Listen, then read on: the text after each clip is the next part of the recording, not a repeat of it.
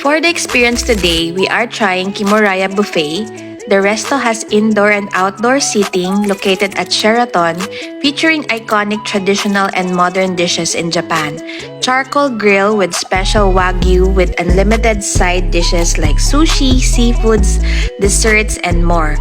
So, nakakapagod bala mag-vlog pero at least buffet naman kaya lamon pa more. So, the buffet package includes 3 hours unlimited, basta kaya nyong ubusin. Mostly Pinoy din ang mga staff kaya they're very accommodating. Sarap. Last hour na namin kaya sinusulit pa din ng pag-order, may CR naman. You can also celebrate birthdays here kasi kakanta ang mga staff and they have this Instagrammable signature frame.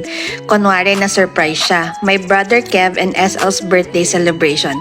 Overall experience was really very good. Busog na busog kami. Till next for the food trip experience. See you!